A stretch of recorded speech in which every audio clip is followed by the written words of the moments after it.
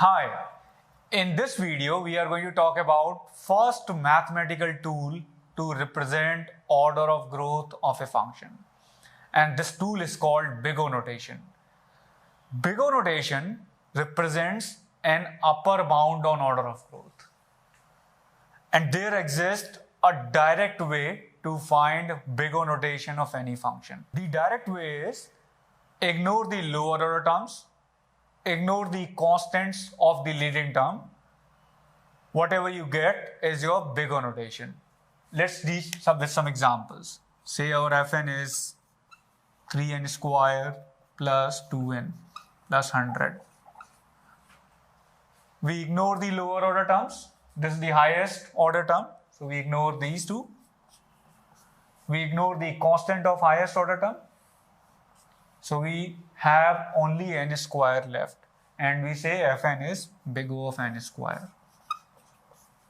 Let us do one more example. This is the highest growing term. We ignore the lower order terms, ignore the constant of the highest growing term, and we say it's big O of n, because n is the only term remaining. So this is a quick way to find big O notation of any function. We have seen a quick way to find big O notation. Let us now see mathematical definition of big O notation. This mathematical definition can be useful to prove that the big O notation that we found is correct.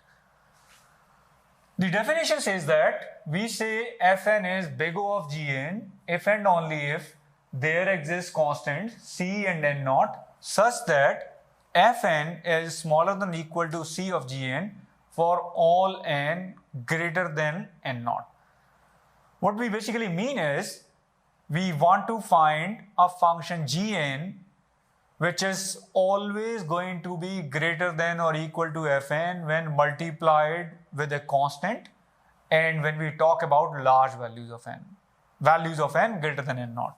Right? So we say that c of gn always greater than or equal to fn for all n greater than equal to n naught. Please note that we have equal to sign. So upper bound does not mean exactly higher order of growth. It means equal or higher order of growth, right? And the examples that we did, they were finding equal order of growth.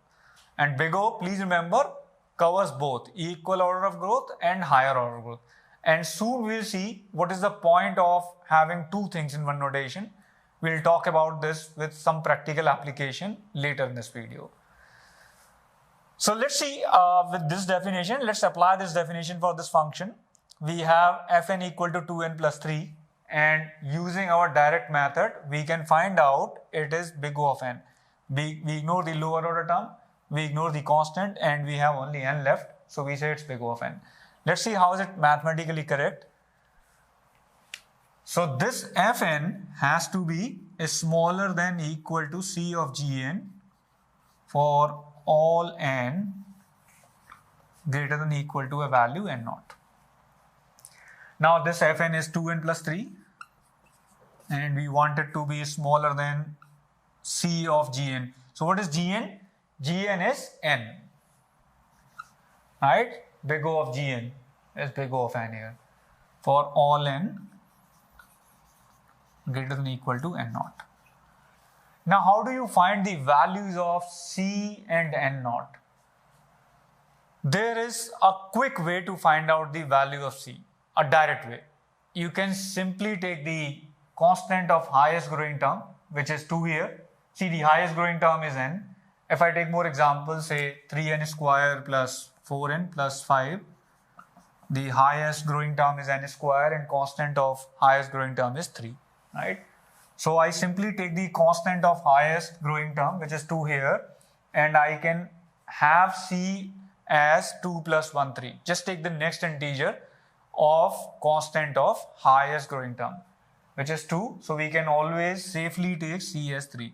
It's always going to give you a valid n naught. So now we have found c equal to 3. We need to find n naught. So what we do to find n naught is we put this value of c in our expression, and we find for what values of n greater than this n naught we have this condition true. So let's put c equal to 3 in this expression. we are going to get 2n plus 3 is smaller than or equal to 3 of n. And from this we can say 3 is smaller than or equal to n. So this condition is true when n is greater than or equal to 3. So we have found an n naught, right? So now n naught is 3. So when n is greater than or equal to 3, this condition is true. After n not equal to 3, for all values of n, 3n is going to be greater than or equal to 2n plus 3. You can try putting some values. If you put n equal to 4, you will see that this is greater. 3 into 4 is 12, 4 into 2 is 8, 8 plus 3 is 11. 5 into 3, 15, 5 into 2, 10 plus 3, 13. So when n is greater than or equal to 3, this value is always greater than or equal to 2n plus 3. So we found an upper bound on the given expression. To find an upper bound, we found C and n naught. So our expression for big O that we wrote, that we guessed initially using direct method is correct. Here is pictorial representation for the same thing. We have our function as 2n plus 3.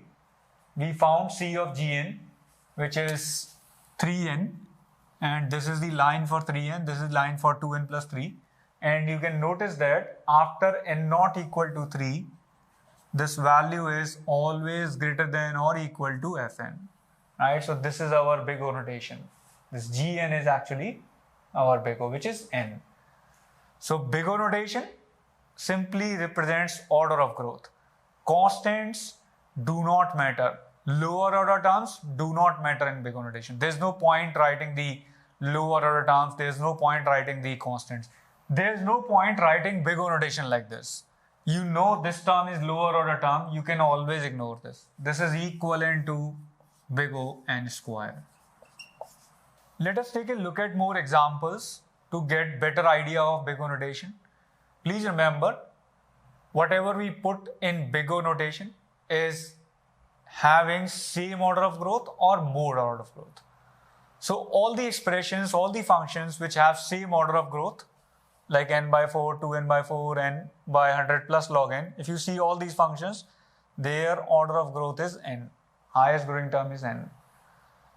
Here also we have big O of n. So they all come under big O notation. Not only this, the expressions or functions which have order of growth less than n, they also come under big O notation. So this is a constant term 100. We can write this also as big O n. You can write even log n as big O of n, or maybe log n plus 100 under big O of n. So big O means equal or more. Whatever you put in big O is equal or more, and it represents the functions which have order of growth equal or less. So log n plus 100 also belong to big O of n. Right? It can also be written as big O of n mathematically. Although it's never a good idea to write a higher growing term in big O notation. If you know it's log n, right? Why would you write n or n square? Although you are mathematically correct, you will find C and n naught for which it will be true, but in general we should be writing the exact order of growth, right? But we'll talk about application. Why do we cover our? I think you must have guessed also. It's because of the worst case, best case and average cases. If you have not got it now, we'll talk about this. Let's see the functions that come under big O of n square. So if you see all these functions, they have highest growing term as n square. So they all come under big O of n square. And mathematically we can say all the functions which are written here, they also come under big O of n square. They are also part of big O of n square because they have order of growth less than n square. All the constant values, they come under big O of 1. It does not matter how big is your constant. As long as it does not depend upon n, it's big O of n. Even if it is this big or bigger than this. If it is a constant, it's big O of 1. So these constants, they also come under big O of n square, big O of n, because they have lower order of growth. Constant means the least order of growth. It does not grow at all in terms of input size. All these things, they come under big O of 1. They also come under all big O notations as well, like n square n, because this is the least order of growth. Let us take a look at this example to get an idea how big O notation can be useful. This is a function to do a linear search in an array. We linearly compare a given element x with every element array I in the array. If it matches, we return the index at that position. If it is not found after traversing the whole array, we return -1. Now, what do you say about the time complexity of this function? What do you say about the order of growth of this function? If you see this function, what might happen sometimes is, if your element is always at the first, second, third positions, this algorithm quickly finds it. But if your element to be searched is not present at all, it's going to traverse through the whole array, and then it's going to decide that the element is not present. So we know in worst case what happens. In worst case, you need to traverse through the whole array if the element is not present. And how much time it takes in worst case? It takes linear time, because you will be comparing x with every element, then you will reach at the end, then you will decide it's not present. So in worst case, the order of growth is n. Now, if you want to represent the time complexity of this algorithm, we can say big O of n. It covers everything. It means the time taken by this algorithm grows linearly or less than linearly. So it covers the best case, it covers the average case, it covers everything. Because we have just taken the worst case into consideration, and we have put the worst case order of growth in big O. And big O definition itself says equal or less, right? So order of growth of time taken by this is going to be growing linearly or less than linearly.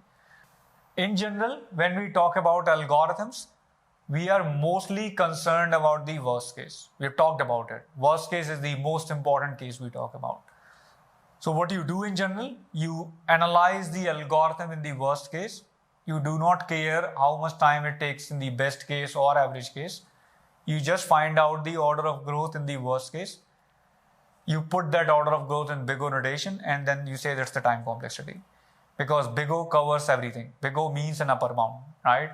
So it covers the worst case, it covers the best case, it covers the average case. So you are mathematically correct. Even here we are mathematically correct when we say big O of n.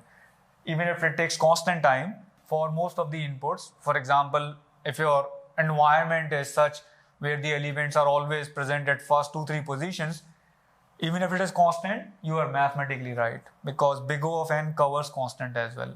It's an upper bound. We are going to talk about 2 more notations in the upcoming videos, but big O is the most used notation. Why? Because we care about the worst case. We analyze the algorithms generally in the worst case. We find the order of growth in the worst case, and we put this order of growth in big O notation. And that's how we analyze algorithms most of the time.